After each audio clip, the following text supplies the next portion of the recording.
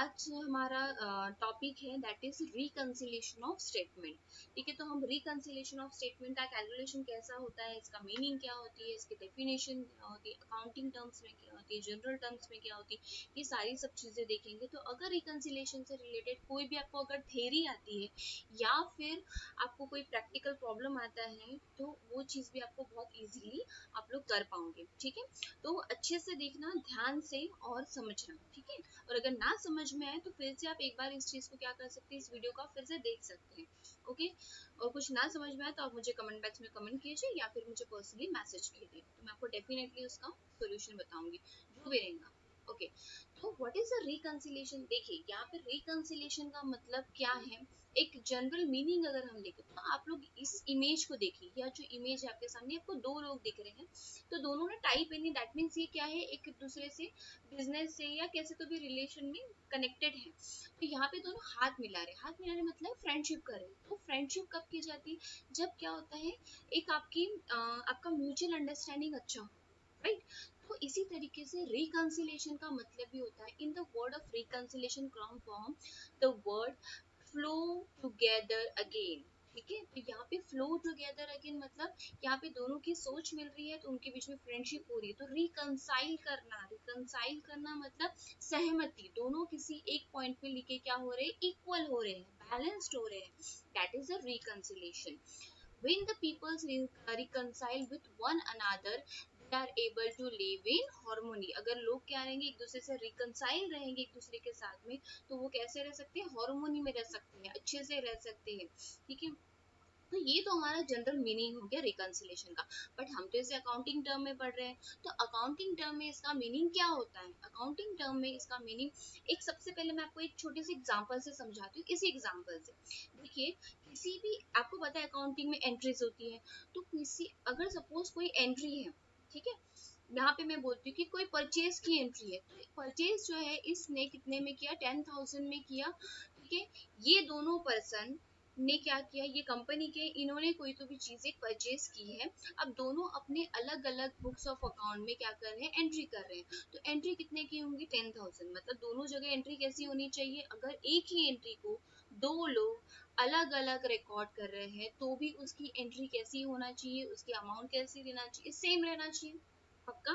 ठीक है, बट अगर इन दोनों में से किसी ने एंट्री, सपोज वो अमाउंट गलत लिख दिया, यहाँ पे 10,000 की थी, 10,000 की एंट्री थी, सपोज एक ने 10,000, एक ने 9,000 लिख दिया, तो यहाँ पे 9,000 कर दिया, तो यहाँ पे क्या हो गया, वो एंट्री एक्चुअल में 10,000 की थी, बट क्या हो गई, कहीं तो भी गड़बड़ हो गई, राइट। तो इस गड़बड़ को हमें ठीक करना पड़ेगा, राइट। तो इसको ठीक करके की जो किया जाता है, दैट इज अ रिकंसिलिएशन। ठीक है, तो यहाँ पे देखिए, an accounting method in which two set of record are compare. ठीक है, मैंने क्या बोला था, यहाँ पे दो लोग हैं, दो लोग एक ही एंट्री को अपनी अपनी अलग अलग बुक में रिकॉर्ड कर रहे हैं, तो यहाँ पे कंपैरिजन हमेशा किसका होता है, दो या दो से ज्यादा केस में, राइट। तो हमारा जो मीनिंग आएगा उसमें भी क्या आएगा, इट्स एन अकाउंटिंग मेथड। ठीक है, रिकंसिलिएशन क्या है, एक अकाउंटिंग मेथड है, और इस अकाउंटिंग मेथड में क्या किया जाता है, जो टू सेट ऑफ रिकॉर्ड्स है उनको कंपेयर किया जाता है। ठीक है, टू आइडेंटिफाई एनी डिस्क्रिपेंसी, उनके बीच में कोई डिस्क्रिपेंसी तो नहीं है, उनके बीच में कोई मतलब दोनों की जो बैलेंस है वो मिल रहे हैं या नहीं मिल रहे हैं between them, and match the account, दोनों अकाउंट को मैच करना कि कहाँ पे गड़बड़ी हुई है, and make them equally balance, और उनको क्या करना है, इक्वली बैलेंस करना, कि जहाँ जो गड़बड़ी हुई है उसको ठीक करो और दोनों को क्या करो, बैलेंस करो। जैसे ये इमेज में आपको दिख रहा है, कोई भी चीज इक्वल कब होती है, क्योंकि जब वो दोनों साइड क्या रहेंगी, सेम रहेंगी, तभी इक्वल होंगी, राइट। तो उसी तरीके से next, the reconciliation are useful step, एक यूजफुल स्टेप है, क्यों, in ensuring the accounting records are accurate. ठीक है, रिकंसिलिएशन अल्टीमेटली करता क्या है, कि ये जो अकाउंट्स जो रिकॉर्ड कर, अकाउंट को जो अकॉर्डिंग अकाउंट का जो रिकॉर्डिंग हो रहा है वो एक्यूरेट हो रहा है कि नहीं हो रहा है। देखा ना, अभी गड़बड़ी हो गई थी ना, तो ऐसी छोटी मोटी गड़बड़ी क्या होती थी, होते रहती है। तो इस चीज को चेक करने के लिए क्या किया जाता है, रिकंसिलिएशन ऑफ स्टेटमेंट बनाया जाता है। जैसे कि यहाँ पे आपको एग्जांपल्स मैंने दिए हुए हैं। Comparing bank statement to the internal record of cash receipt. देखिए, अगर बैंक से कोई चीज, बैंक में जैसे हम लोग बैंक से हमारा कनेक्शन होता है, ठीक है, तो बैंक में भी एंट्री होती है, बैंक में डिपॉजिट करते हैं, विड्रॉ करते हैं, तो बैंक में भी एंट्री होती है, और उसकी एंट्री सेम चीज कंपनी क्या करती है, कैश रिसिप्ट के तौर पे अपने पास भी एंट्री होती है। तो बैंक के जो पासबुक, बैंक की एंट्री क्या पासबुक के थ्रू दिया जाता है, और क्या पे कैश रिसिप्ट, तो ऐसे करके अगर ये दोनों को क्या करना, मैच करना, ठीक है, बैंक की पासबुक की एंट्री को और कैश रिसिप्ट को मैच किया जाता है कि दोनों में इक्वली बैलेंस है कि नहीं, कहीं गड़बड़ी तो नहीं हो गई, कहीं कैश जो हमने यहाँ पे जैसे अगर कंपनी ने क्या किया, कैश चेक चेक दिया, ठीक है, और चेक क्या हुआ, कंपनी वहां पे डिपॉजिट हुआ ही नहीं, तो यहाँ पे तो हमने कैश रिसिप्ट में एंट्री करी कि हमने चेक दिया है करके, पर बैंक के पास तो क्या हो गया, वो चेक सपोज सपोज बाउंस हो गया, तो वहां पे क्या होगा, उनके पास अमाउंट आई क्या, नहीं है, पर यहाँ पे तो हमने एंट्री करी, तो यहाँ पे गड़बड़ी हो गई। तो इस चीज को हमको क्या करना पड़ता है, रिकंसाइल करना पड़ता है। Okay, then comparing the receivable statement to the customer record of invoice outstanding। ठीक है, रिसीवेबल स्टेटमेंट का कंपैरिजन किसके साथ में, कस्टमर की इनवॉइस के साथ में। इसी तरीके से सप्लायर का किसके साथ में, बिल्स किसके साथ में, उसके बिल ऑफ आउटस्टैंडिंग के साथ में। ऐसे क्या होता है, जैसे कोई चीज परचेज की, तो परचेज की जो बायर है वो भी अपने इसमें एंट्री करेगा, राइट, और जो सेलर है वो भी अपने इसमें अपने अकाउंट में एंट्री करेगा, ठीक है। तो बायर केस में से 10,000 की सपोज एंट्री किया है, और सेलर ने क्या कर दिया, उसने कर दिया सपोज 9,000 की एंट्री या फिर 19,000 की एंट्री, तो ये तो बहुत ज्यादा डिफरेंस आ गया, ठीक है, क्योंकि ये दोनों का बैलेंस कैसा आना चाहिए था, सेम आना चाहिए था, या फिर सपोज बायर ने उसकी एंट्री की ही नहीं अपने अकाउंट, तो यहाँ पे क्या हो जाएंगे, गड़बड़ी हो जाएंगी। तो ये गड़बड़ी नहीं होना चाहिए, ये गड़बड़ी क्या होना चाहिए, रिकंसाइल होना चाहिए, इसलिए रिकंसिलेशन ऑफ स्टेटमेंट बनाया जाता है। ओके, नेक्स्ट हमारा है what is the reconciliation of statement. अब ये रिकंसिलेशन ऑफ स्टेटमेंट क्या है, इट्स अ डॉक्यूमेंट। क्या है reconciliation statement, it's a document that deals with the company's own record of an account balance, added and subtracted, reconciling items. मतलब यहाँ पे एक चीज आपको याद रखनी है, एक चीज समझनी है कि जब हम रिकंसिलेशन ऑफ स्टेटमेंट जब हम बनाते हैं, तो रिकंसिलेशन स्टेटमेंट की हम उसी चीज की एंट्री करेंगे जिसमें गड़बड़ी हुई है, ठीक है, जिसमें गड़बड़ी नहीं हुई है उसमें हम कोई भी चेंजेस नहीं करेंगे। जैसे कोई सपोज कोई मटेरियल परचेज किया, ठीक है, तो मटेरियल कितने का किया, जैसे हम लोग यहाँ पे आप लोग को जो सिलेबस में दिया है वो कंपैरिजन है किसका, कॉस्ट शीट का, ठीक है, और दूसरा है कंपैरिजन, मतलब दोनों को कंपेयर करना है, कॉस्ट और फाइनेंशियल अकाउंटिंग का, ठीक है, ये दोनों को कंपेयर करना है। तो मटेरियल जो परचेज किया था वो हमने 10,000 का किया था, ठीक है, और वही चीज फाइनेंशियल अकाउंटिंग में भी कितनी दिख रही है, 10,000 की, तो यहाँ पे कोई एंट्री करने की जरूरत है क्या हमको, नहीं, क्योंकि दोनों का तो सेम है, तो फिर हमको क्या एंट्री करने की जरूरत नहीं है। ओके, और एक चीज मुझे इसमें बतानी है कि जो कॉस्ट अकाउंटिंग जो प्रिपेयर किया जाता है, कॉस्ट अकाउंटिंग ये बेस होता है हमारे एस्टीमेट के ऊपर, ठीक है, एक एस्टीमेट खर्चा कि हो सकता है मटेरियल पे मुझे 10,000 रुपए लगे, तो बाद में जो फाइनेंशियल अकाउंटिंग जो बनता है ये हमारा एक्चुअल फिगर के ऊपर बनता है, किसके ऊपर बनता है, एक्चुअल फिगर, कि एक्चुअली कितना पैसा लगा मटेरियल में, ठीक है। तो जैसे आपने एस्टिमेट किया कि किसी प्रोडक्ट को आपको बनाना है, ठीक है, तो उस प्रोडक्ट को बनाने के लिए आपको मटेरियल सपोज लग रहा है 10,000 का, तो ये आपने एस्टिमेट किया। फिर जब आपने फाइनेंशियल अकाउंटिंग बनाया, मतलब जब आपको पूरा आप लोगों ने वो प्रोडक्शन कर लिया, तो लास्ट में फाइनेंशियल अकाउंटिंग बनता है, तो फाइनेंशियल अकाउंटिंग में पता चला कि हाँ जो मटेरियल था वो 10,000 का ही लगा, मतलब जितना आपने एस्टिमेट किया था उतना ही। अगर यहाँ पे लेबर लेबर सपोज अब दूसरा लेबर है, लेबर सपोज एस्टिमेट किया था 15,000 का लेबर्स लगेंगे, ठीक है, एस्टिमेट किया किस में, कॉस्ट शीट में, बट जो फाइनेंशियल अकाउंटिंग में हम गए थे तब हमको पता चला कि 20,000 का लेबर एक्सपेंसेस हो गया, ठीक है। तो यहाँ पे क्या हो रहा है, जो एस्टिमेट किया था उससे ज्यादा लगा, एक्सेस लगा, ठीक है, तो जो जितना एक्सेस लगा है उसकी एंट्री हम लोग क्या करेंगे, रिकंसिलेशन ऑफ स्टेटमेंट में करेंगे। डन। तो ये जो यहाँ पे जो आप लोगों को ये जो बोल रहा है ये अल्टीमेटली यही बोल रहा है, यहाँ पे हम क्या करेंगे, एक एडिशनल कॉलम बनाएंगे, ठीक है, और जिसमें जिसमें जिसमें क्या है, हमको लग रहा है कि एडजस्टमेंट की जरूरत है, उसी को हम ऐड या सब्सट्रैक्ट करेंगे। Okay, then the intent of the reconciliation statement is to provide a independent verification of the authenticity of the balance in the company account as well as to clarify the difference between two versions of account. Ultimately हम लोग क्या बता रहे हैं कि difference कितना है to version से अकाउंट के, cost accounting and financial accounting, ये दोनों में कितना डिफरेंस आ रहा है उस चीज को क्लेरिफाई करना, उसको आइडेंटिफाई करना, उसको वेरीफाई करना, देन उसको बैलेंस करना, right? That is a reconciliation statement. तो रिकंसिलिएशन स्टेटमेंट में अल्टीमेटली हम लोग क्या करते हैं, हम लोग इसमें क्या करते हैं कि एडिशनल कॉलम बनाते हैं जिसमें जो एडजस्टमेंट वाले जो आइटम्स है सिर्फ उन्हीं को हम ऐड करेंगे और सब्सट्रैक्ट करेंगे, जिनमें कोई गड़बड़ी नहीं है उनसे हम छेड़छाड़ी नहीं करेंगे। ओके, यहाँ तक क्लियर है? आगे बढ़ते हैं। देखिए, reconciliation process usually occur at the end of the each reporting period। reconciliation statement कब बनाया जाता है? अगर आपको क्वेश्चन में पूछा कब बनाया जाता है, तो आपको कब बनाया जाता है? End of the each reporting period। ठीक है, अब वो रिपोर्टिंग पीरियड आपका मंथली भी हो सकता है, क्वार्टरली भी हो सकता है, और आपका ईयरली भी हो सकता है। तो इट्स डिपेंड, ये डिपेंड करता है कंपनी के ऊपर। ठीक है, तो जब भी वो एंड होगा तभी हम करेंगे ना, तभी तो हमको समझ में आएगा यार गड़बड़ी। देखो, कॉस्ट अकाउंट में तो इतना प्रॉफिट आया, कॉस्ट अकाउंटिंग में क्या आ गया? हाँ, कॉस्ट अकाउंटिंग में सपोज कितना आया? 1 लाख का प्रॉफिट आ गया।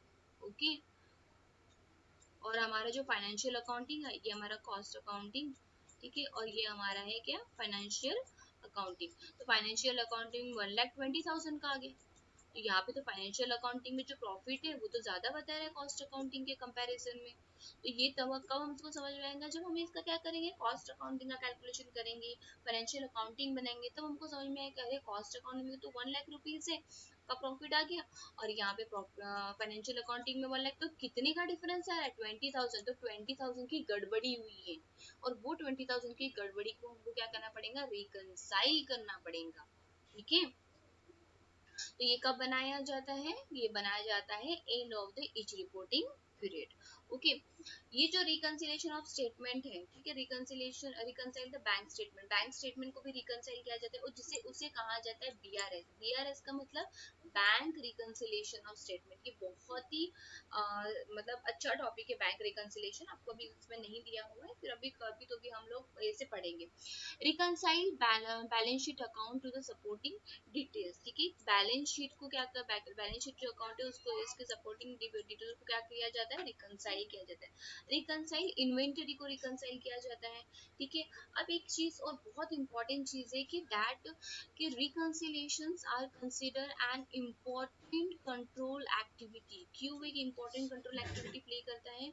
क्योंकि आपको पता है ना कि जब फाइनेंशियल अकाउंट को ऑडिटर्स आते हैं कंपनी में, ठीक है, ऑडिटर्स क्या करते हैं कि पूरा चेक करते हैं कि जो भी इन लोगों ने एंट्रीज की, इनका प्रॉफिट इतना आ रहा है, तो उन्होंने सही एंट्री की कि उनके इनवॉइस को चेक किया जाता है, सभी एंट्रीज को चेक किया जाता है, तो ऑडिटर आते हैं। पर अगर हमने रिकंसिलिएशन ऑफ स्टेटमेंट नहीं किया, हमने ऐसे ही उठा के दिया, कॉस्ट पे हमको दिख रहा है कि 1 लाख रुपीज और फाइनेंशियल अकाउंट में, अगर हम इसको रिकंसाइल नहीं करेंगे तो यहाँ पे क्या होंगे? एरर इंक्रीज हो जाएगा।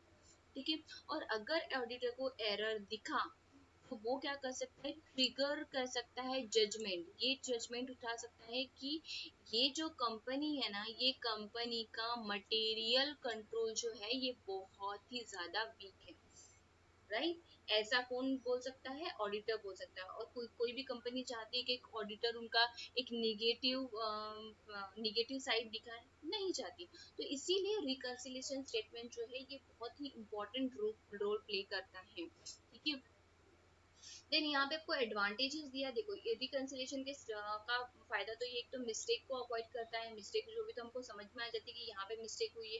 फ्रॉड डिटेक्शन, कहीं पे कुछ किसी ने फ्रॉड कर लिया तो वो भी डिटेक्ट हो जाएगा। ट्रैकिंग द अकाउंट फीस, और क्या होता है अकाउंट में कहाँ पे कुछ गड़बड़ी हो रही है ये हमको पता चल जाएगा। Keeping account in good standing, ठीक है, तो इससे हम लोग अपने अकाउंट्स को अच्छे तरीके से अगर मंथली करेंगे तो बहुत ज्यादा बेटर है, क्योंकि हर महीने फिर हम लोग रिकंसाइल करेंगे। हाँ, थोड़ा सा अब हम डिसएडवांटेज में देखेंगे। ठीक है, देन होता है रिसीवेबल ट्रैकिंग। ठीक है, नेक्स्ट हमारे डिसएडवांटेजेस है। हाँ, यहाँ पे ये हो जाता है कि एक तो ये मंथ एंड में हमको करना पड़ता है, तो ये क्या हो जाता है? Delay in completion of close. मतलब क्या हो जाएगा? अगर जो हमको मंथ एंड में हमको अपना अकाउंट भी क्लोज करना है और हमको रिकंसाइल भी करना है, तो इससे क्या हो जाएगा? डिले हो जाएगा कोई भी चीज कंप्लीट होने में। बट डिले होगा पर ठीक है ना, बाकी प्रॉब्लम तो क्रिएट नहीं होंगी। ओके, इस तरीके से। नेक्स्ट, अरे बाप रे, अब आप बोलोगे मैडम ये क्या है, तो ये है हमारा स्टेटमेंट, ठीक है, रिकंसिलिएशन ऑफ स्टेटमेंट। ये जो स्टेटमेंट है, अभी आपको लग रहा होगा मैडम ये क्या है, कुछ समझ में नहीं आ रहा है, बिल्कुल समझ में आएगा, आपको अच्छे से पढ़ना है, आपको अच्छे से सिर्फ ध्यान देना है, मेरी बातों को समझनी है।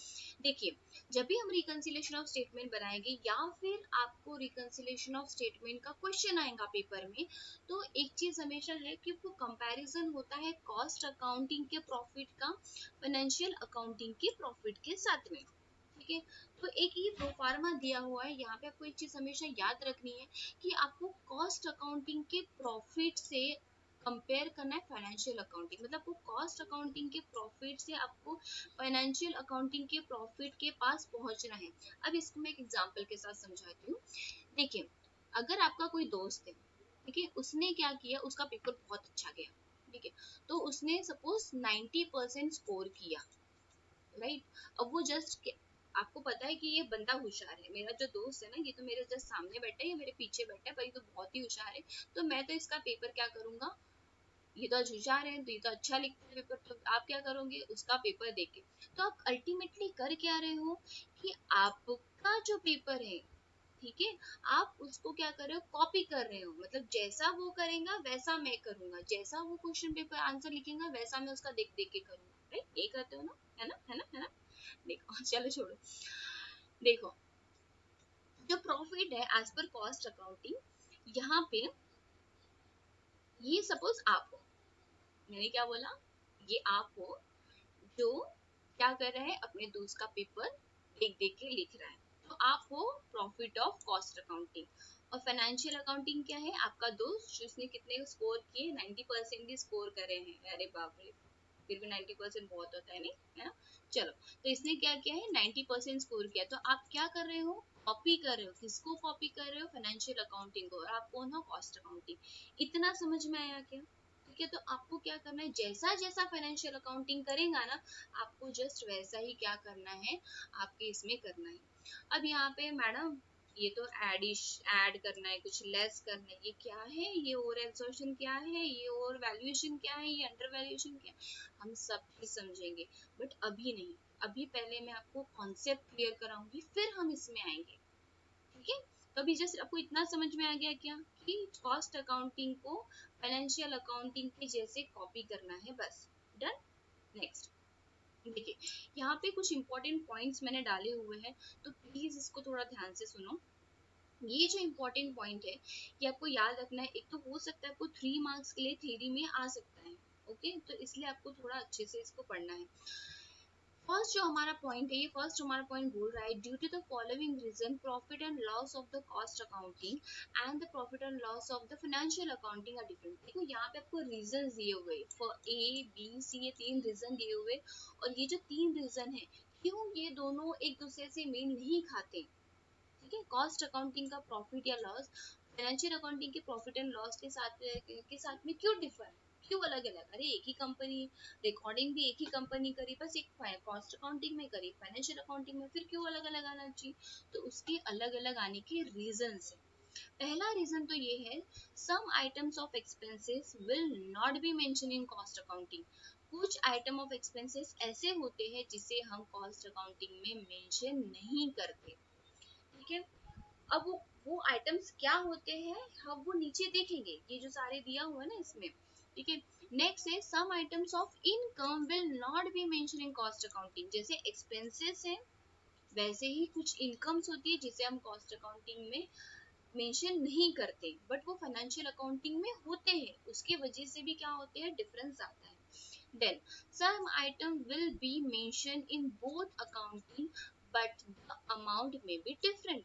देखो क्या हो गया यहाँ पे, यहाँ पे क्या हो गया, दोनों जगह में वो क्या हो रहा है, मेंशन हो रहे हैं वो आइटम, मटेरियल यहाँ कॉस्ट में भी दिख रहा है, मटेरियल फाइनेंशियल में भी दिख रहा है, ठीक है, बट फिर भी क्या हो रहा है, उनके अमाउंट में डिफरेंस। तो मैंने बताया था अमाउंट डिफरेंस कब आती है, जब दोनों ने क्या की, अमाउंट की गड़बड़ी की, मतलब एक ने 10,000 लिखा, एक ने 15,000 लिखा, right.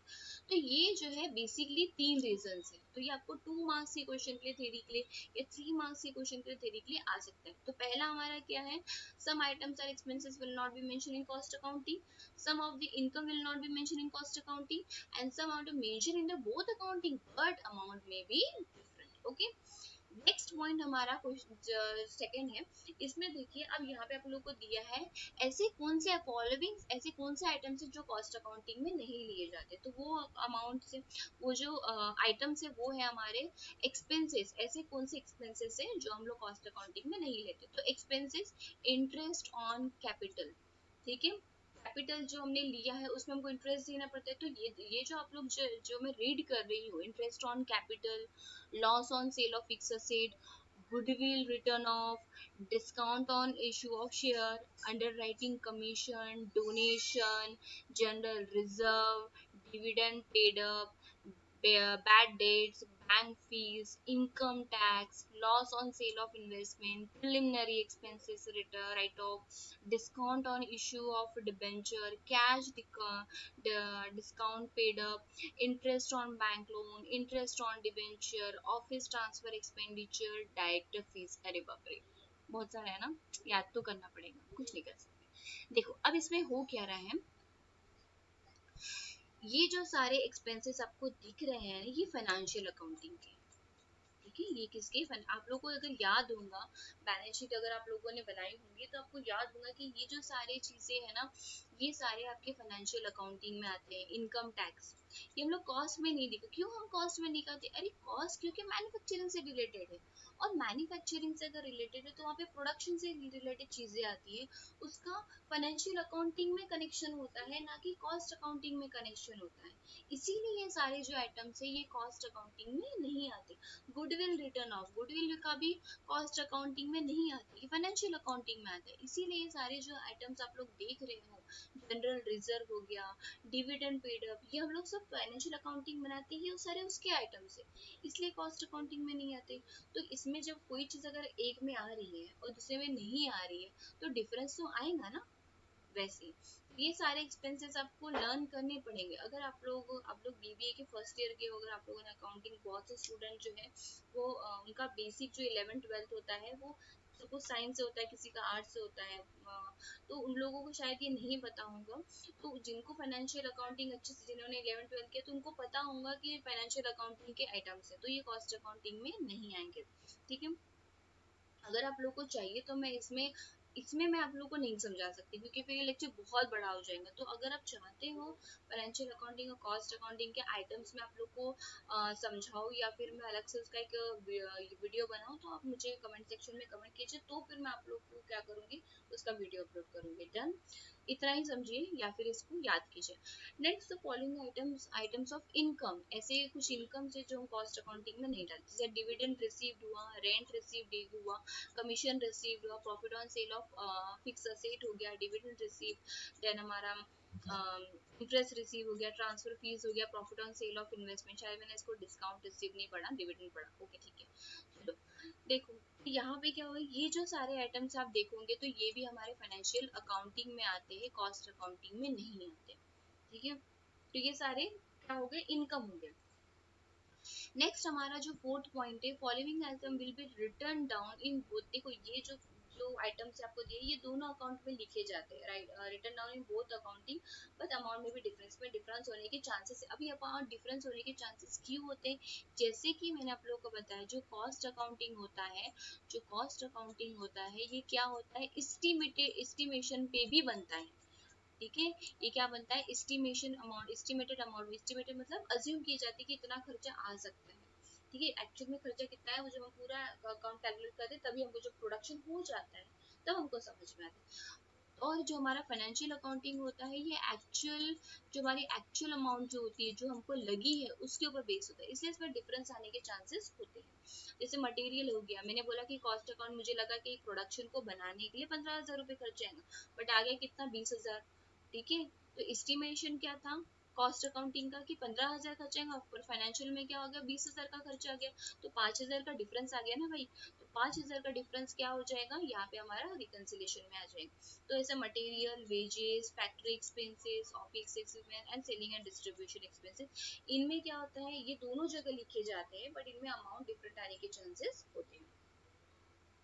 Next, factory expenses and office expenses will be given two time in problem. Out of these, the percentage will be taken in cost sheet and amount will be taken in profit. देखिए अगर आप लोग को दोनों दिया हुआ है, profit and loss जो sorry factory expenses and the office expenses जो है, इनका जो अमाउंट है, इनका जो एक्सपेंसेस है, ये आपको टू टाइम्स दिया, एक परसेंटेज में दिया और एक अमाउंट में दिया। तो हमेशा याद रखना जो परसेंटेज जो होता है वो हमारा हमेशा किस में जाता है, कॉस्ट शीट में जाता है।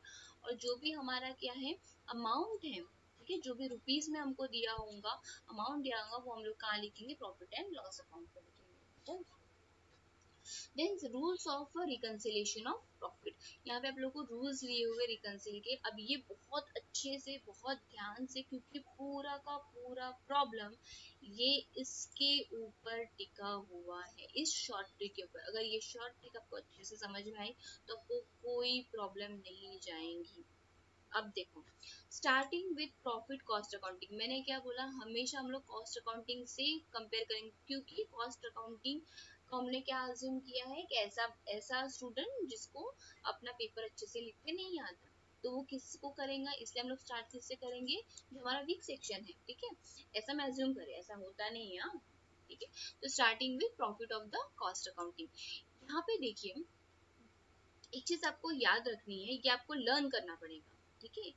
ये चीज है कि expenses item and income item, अगर एक्सपेंसेस क्या हो रहा है, एक्सेस हो रहा है, ठीक है, जैसे मैंने बोला कि मुझे लग रहे थे 10,000 रुपए कॉस्ट अकाउंटिंग में, बट यहाँ पे क्या हो गया, लगे कितने, 15,000, तो यहाँ पे क्या हो गया, एक्सेस हो गया, कितने का, 5,000 रुपए का।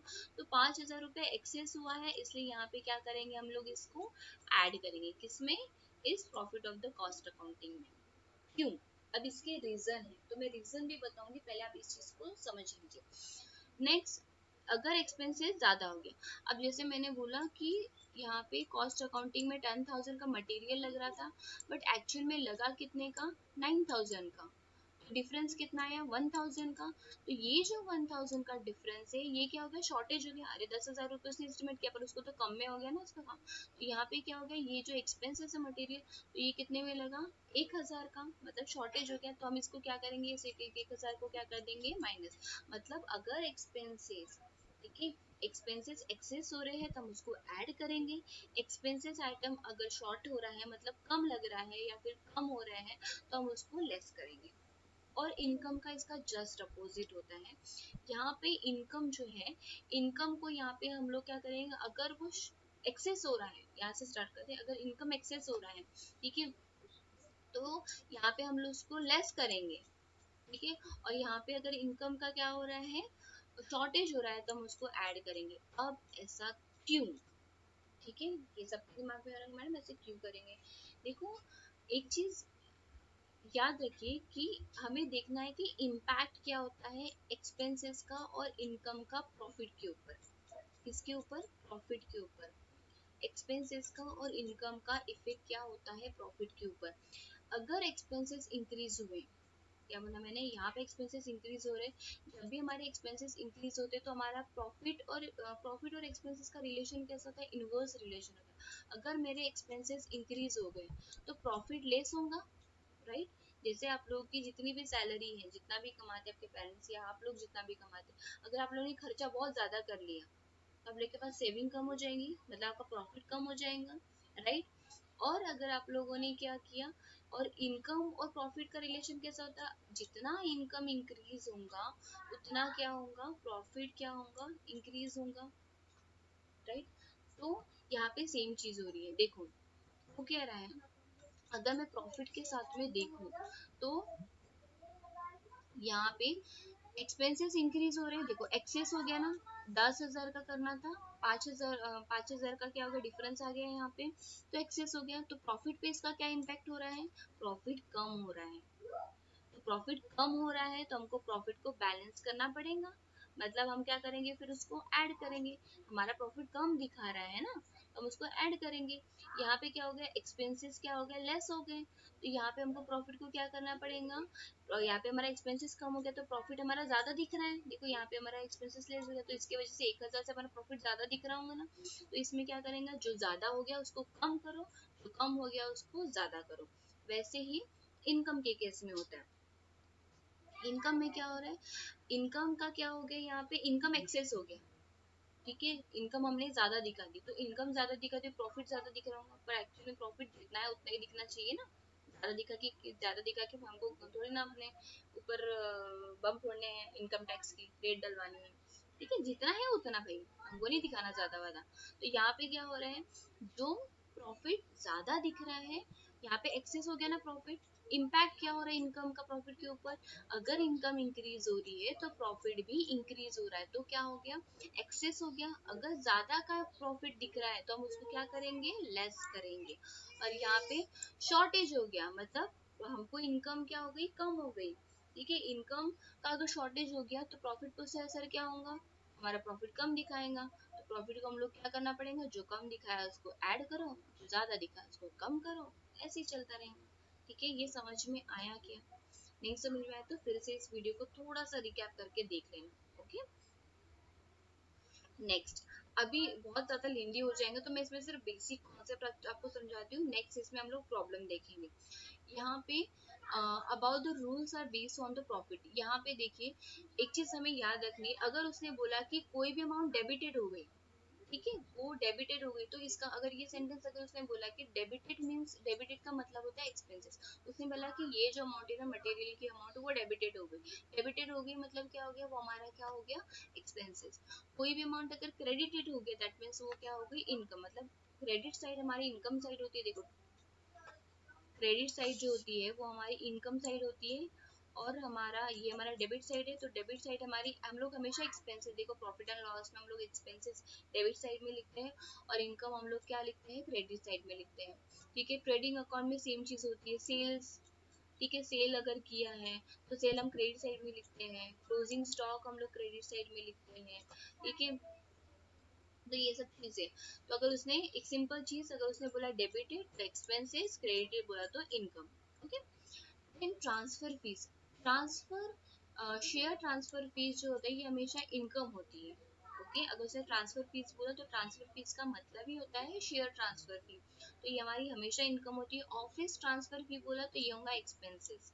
Okay, then actual real expenditure will be in financial accounting, जो भी रियल एक्सपेंडिचर है तो ये किस में आ जाएंगे, फाइनेंशियल अकाउंटिंग में आएंगे। इसी में forecasting will be in cost accounting. मैं ये देखो ये चीज बोला था आप लोगों को, यही चीज मैं आपको समझाई थी कि जो भी एक्चुअल एक्सपेंडिचर है, रियल एक्सपेंडिचर है, वो हमारे फाइनेंशियल अकाउंटिंग में आते हैं, और जो भी हमारे एस्टिमेटेड है, फोरकास्टेड है, वो हमारे कॉस्ट अकाउंटिंग के होते हैं, क्योंकि cost accounting is related to estimation. ठीक है, देन ओपनिंग स्टॉक जो होता है, यही मैं आपको समझाई थी, ओपनिंग स्टॉक हमारा एक्सपेंसेस होता है, जस्ट लाइक का एक्सपेंसेस, और क्लोजिंग हमारा इनकम होता है, क्योंकि हम उसको क्लोजिंग स्टॉक को क्रेडिट साइड में लिखते हैं, और क्रेडिट साइड में जो चीजें जाती है वो हमारी क्या होती है, इनकम। और ओपनिंग स्टॉक हमेशा कहाँ लिखते हैं हम लोग, डेबिट साइड में लिखते हैं, और डेबिट साइड हमारी क्या होती है, एक्सपेंसेस। ओके, नेक्स्ट इसमें हम लोग प्रॉब्लम स्टार्ट करेंगे। ठीक है, okay, till bye and take care.